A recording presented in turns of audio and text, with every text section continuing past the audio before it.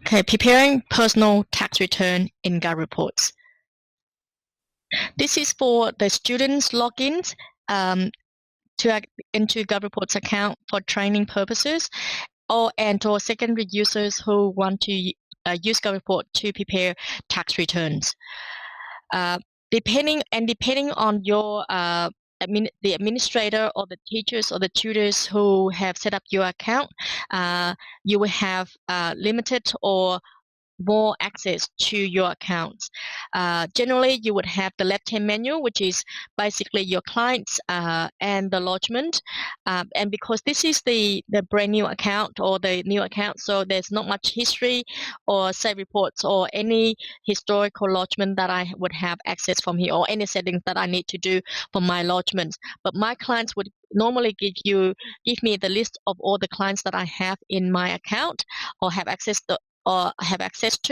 It might be given to me from the administrator or from the teachers or from the tutor, or it might be from, even in the real life productions account, it will be given to me by the administrator or the main account holder. And of course, your ability to add a new client or not also is given to you by the administrator or the tutor. So if you don't have these facilities, just check with your tutor to make sure that he has given you access from the administrator's account. So I'm now going to go back to Bird's View, which is home or the dashboard. On your dashboard, this is GovReports enable customization of the dashboard. To customize your dashboard, just simply go to the top right corner where it's the little icon here. Once you put your cursor on, it would say customize. If you want to click on that, it will give you all the widget list, and you will be able to select the widgets that you want to have on your dashboard. So in this case, let's just say that I'm going to remove some of the news or the outstanding report, which I don't have, or the due dates and the jobs. Since this is a training account or testing account, and I won't be needing those.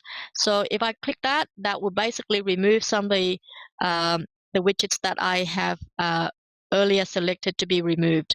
So that means now I won't be able to see them because they're no longer there. But of course, if I want to add them back on, just click on customize and click them, tick them, and it will save it, and I will be able to add them back on again.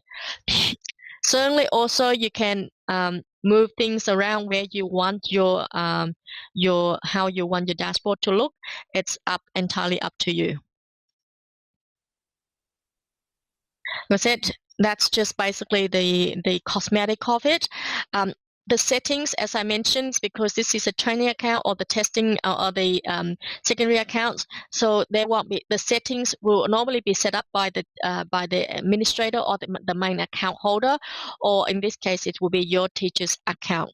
So any things that you should be doing and you don't have access to, just check with your tutor how you can to enable your account to have access to those. Normally, if you in a normal working environment, in the production environment, if you have a list of clients in your account, and it would be sensible if you know which clients you want to work on, and you can just go to the search bar, enter the client's name, and it will come up with the client's details, and you can select the clients from there directly. And from there, you can click on view to get access to the client's profile and be able to work on from that profile page, or click on forms to get access to all the list of forms that you have subscribed to or you have subscription to, and continue to work on for that client. In this case, because we're going to be adding a new client onto the account, so that I can walk you through how to add a new client into your for the training exercise. So you can also import the client list as well, but in this case, it will be a one by one. You need to confirm whether this is a non-individual, which is a business tax returns or company tax return or related. But in this case, because it's a personal individual tax return, I will click on it's an individual, confirm it's an individual, and you do need to enter all the details that you have for the client. So Now, the tax file number, because our system, tax file number and ABN are normally cross-checked. GovReport cross-check these details. So ABN, we do have ABN lookup. So anywhere in GovReports that you enter the ABN, you would get the associated details attached to that ABN pre-populated for you. Tax file number, it won't be pre-populated, but it certainly you cannot have a duplicated tax file number in the same account. Like I said, the tax file number would have given to you by your teacher or tutor, and you can reuse this tax file number for different clients. In normal production environment, that would not be advisable, because there is only one tax file number for each and individual taxpayers. So that's the only rules that will not apply in productions. So just make sure that you do have access to a tax file number that have been given to us in GovReports to provide to you for training purposes, and it is issued by the ATO. This is basically so that you can use to submit tax return. Even though it's a training environment, it is still cross-checked by the ATO into the training environment, which is not the real environment. So now, if you have entered that already, you now need to enter the details.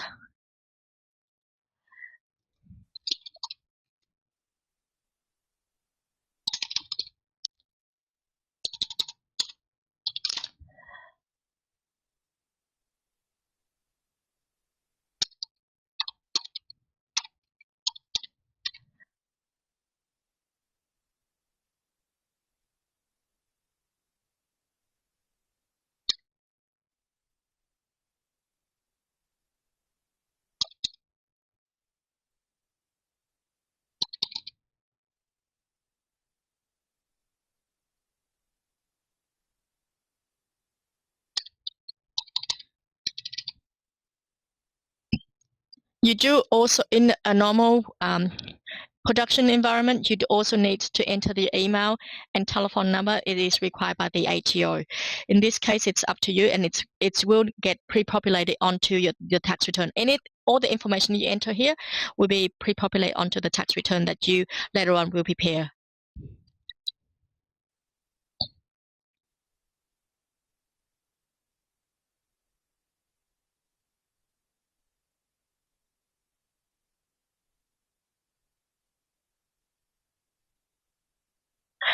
Now, because this is a training environment, in a normal production environment, you would have additional fields for the bank details for the clients. You do need to enter the bank details here as well.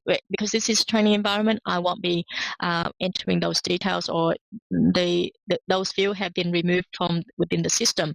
Once you have saved the client's profile, the client's details, it will basically be part of your client list. You then can click on the clients that you want to work on. From here, you can close this window down to basically make it bigger for you to get access to, or just put it back and add a new client. It's up to you, entirely up to you. So now, for now, I'm going to close that down and start working on these clients. From the client's profile page, you can see there's a work in progress, which I'm sorry, because you would not have access to this at this stage, and unfortunately you cannot remove it at this stage.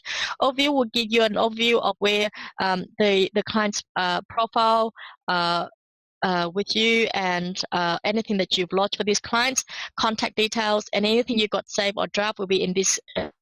Because this is a brand new client, so there's nothing there. There's nothing saved and draft for this client, or anything lodged for this client as well. But to get started on the tax return, you simply can click on forms and select the forms that you want to work on for this particular client.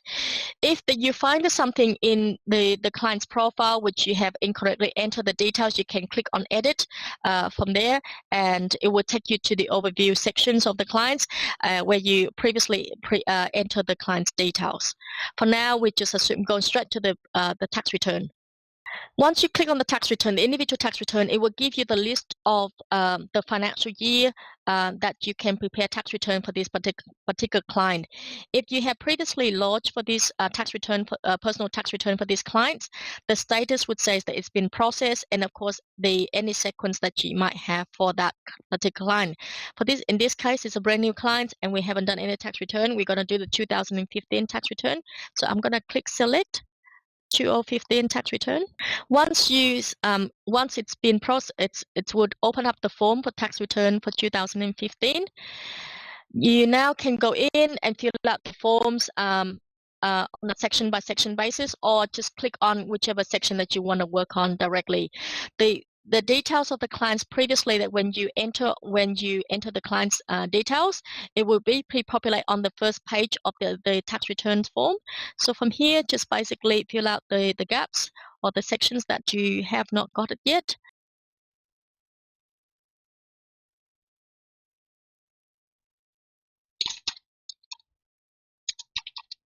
Once you have entered the bank's details, you simply just click save all the details and move on to the next sections. Okay, now you can work on the Medicare and in private insurance details. This normally be provided to you by the clients. So just fill out. I'm just going to select any health insurance at this stage.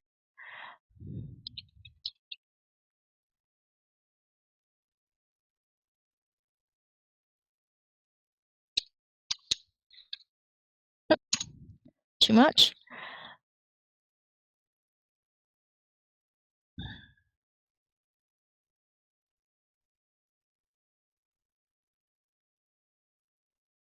Okay. Most of these details you would have got from the clients when they come to you for tax return.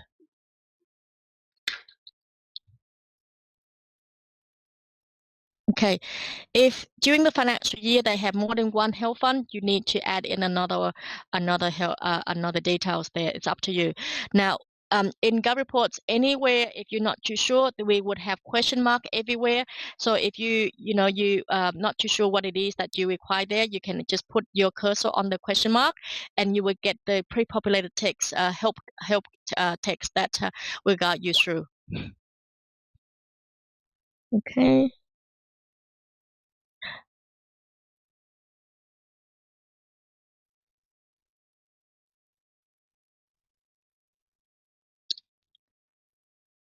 Once you put in the details, click save. Number of days that he was insured that I have put in. And of course, if they got spouse details, they can simply click on the spouse details and enter the spouse details. In this case, we're going to make this very simple. This guy, John Smith, is a single guy, and he was not married during the financial year, so we need to fill out any details. Adjustment and income test, you need not enter any details at this stage. It will be finalized when we have completed the tax return. So now what I'm going to do is just go straight to the next section, which is the income section, and enter the details that I have obtained from the clients. In this case, most of these information will be given to you by your your teacher. I'm just gonna let's just say that gonna make him an engineer. Now, like as I mentioned before, anywhere within GovReport system where you enter the ABNs, our system will cross-check to give you cross-check to make sure that you have entered the correct ABN number. So now I'm just going to take any ABN number from ABR. You might have to get the ABN from your teacher, the correct ABN, because like I said, our system does cross-check.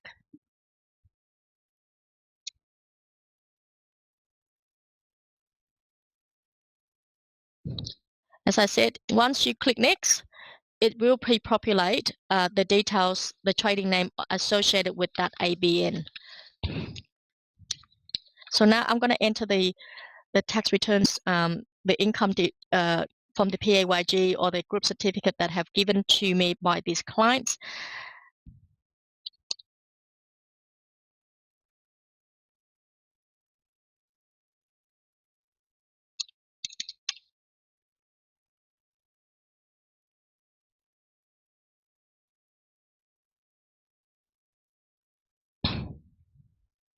Okay.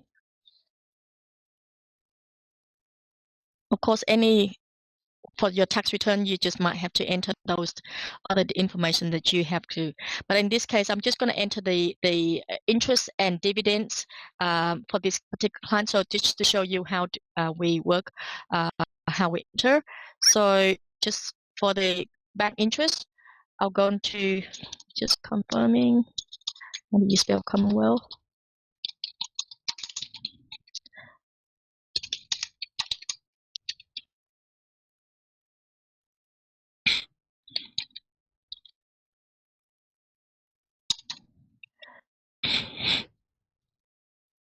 Interest. Okay, and dividends. It might be, let's just give him some share.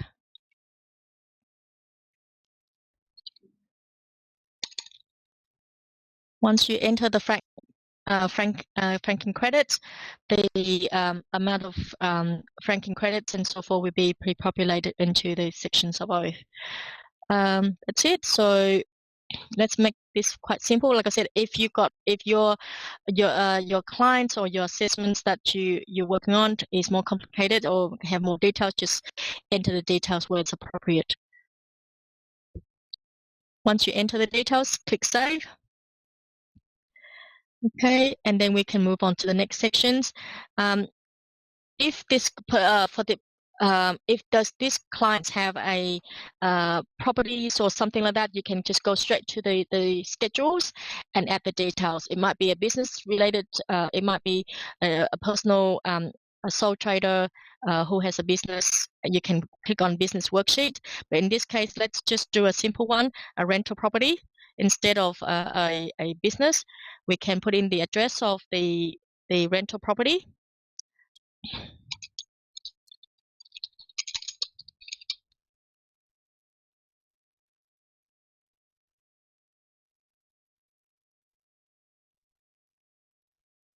Oh well.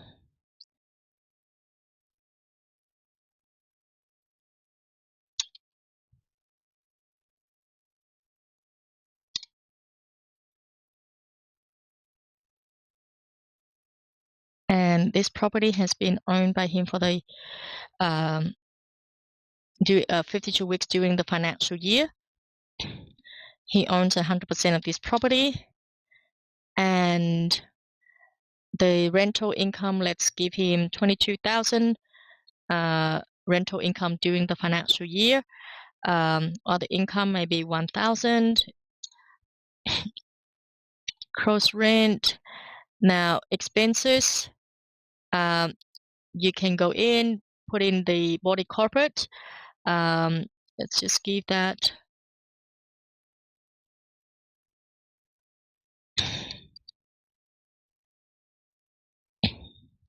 Add more for those all other property related expenses.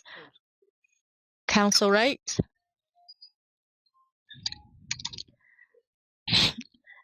And of course, borrowing expenses. Interest on loans. That's probably more appropriate.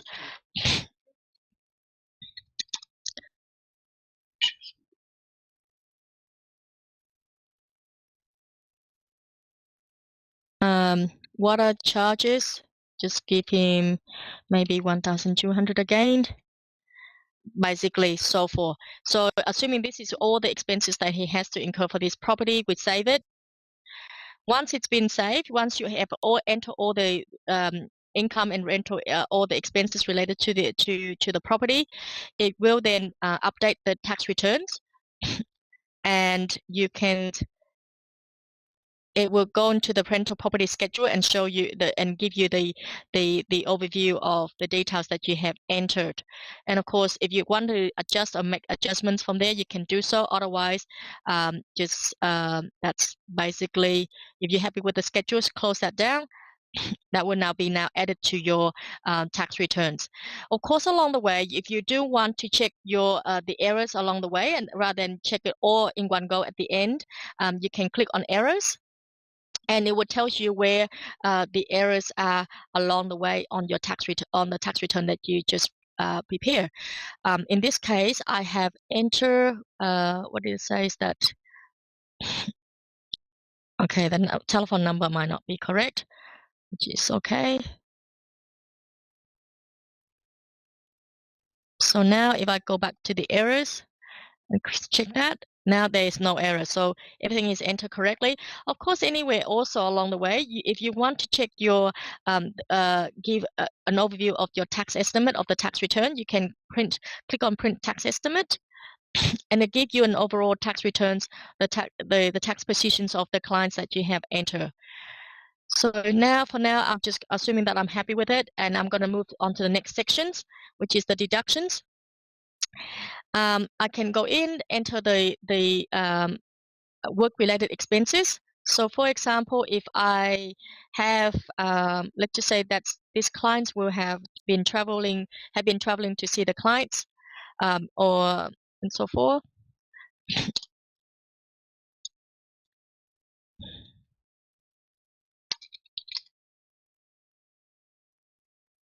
Yep.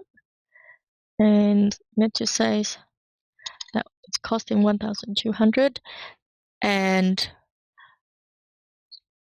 yep, select the logbook. Of course, like I said, it's depending on your client. So I'm just going to give you an example of a few expenses that we can add for these clients as well. So,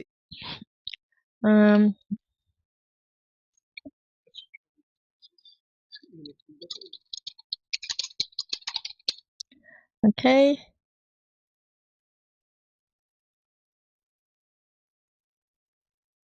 Oops. Uniform. Let's just say give him $200 during the financial year.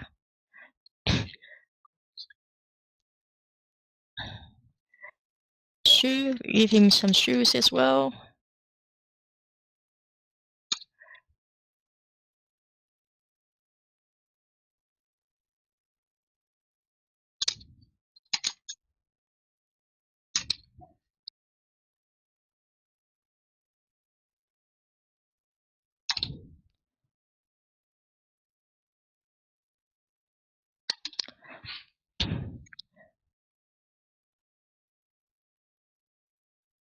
Okay, so basically, once you add all the expenses, um, you can simply complete the tax return. I'm gonna make this guy a little bit generous that he has given donations to World Visions during the financial year. Let's just say that he's given $400 away.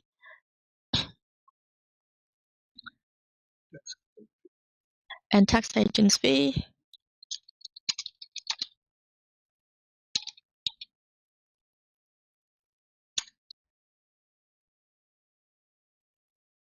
Sit, save.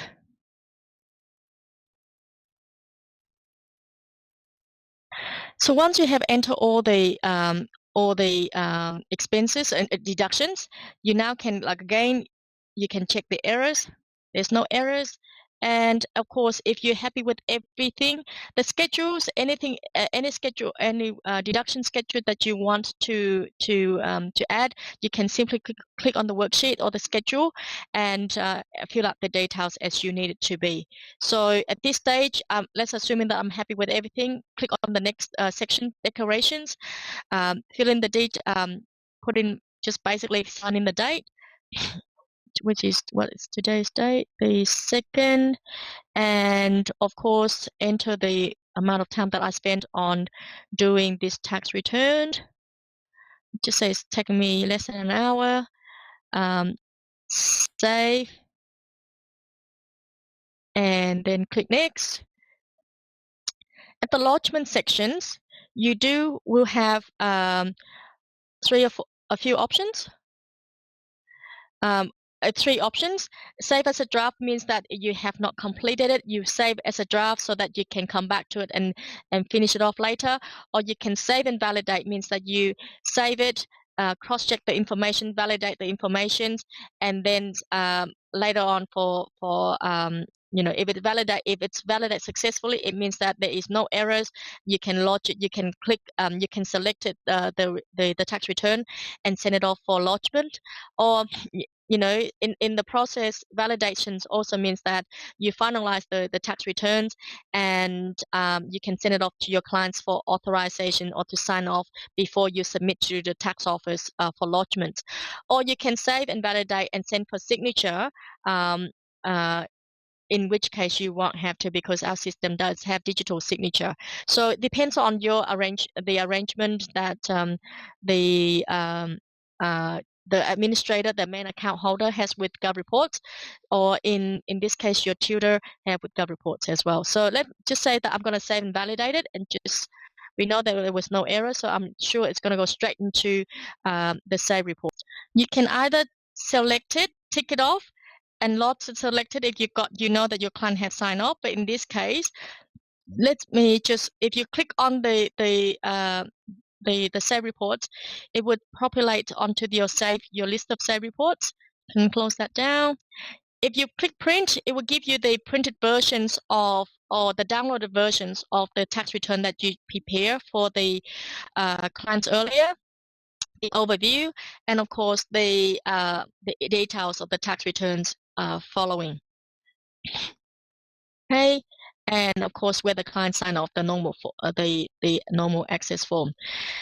If you want to send it off you want to email it to your clients in the normal environment because this is a validated report, you can send it off to your clients, either send to yourself and then forward to your clients, or send it to your clients directly, or send it to others. In this case, you might send it to your tutor or whatever, or your trainer, and you can just enter the details. GovReports will the subject can be changed, and of course all the details that you have, all the details of the email, you can change also. Now, if you do have email settings in GovReports, in the administrator have email settings, you would have email signatures and so forth along the way as well. Notice that the tax return is attached there, and as an email. So the details there will be just basically your contents, how you want to send it to your clients. Now I won't send it off, but that's basically to give you a view as to what it looks like. So that's and if you believe that you have not enter all the details, you want to edit the tax return that it has already been validated, you can also do so by clicking edit here, and that will give you access to the tax return that you previously were working on as well, and you can go in and change the details as you go. So that's basically it. So if there's any questions, you can let us know. Otherwise, it's pretty straightforward from there. That's it. Once you click lodge, it will be in your lodge reports, which is instead of being saved, it will be in the lodge reports. And of course, you can get also the printed. That you would also have the printed and versions, as well the email option where you can send it off to your clients for records with the lodgement receipts. That's yeah. So let's just say I'm going to lodge the selected, confirm. Yep. And the administrator did not give me the access to lodgement of this record. So that's basically my role, and I will not have lodgement capabilities. But that's all of these, like as I mentioned, if you don't have a certain functionalities, just go back and check with your teacher whether you have access to those or not. That's basically it.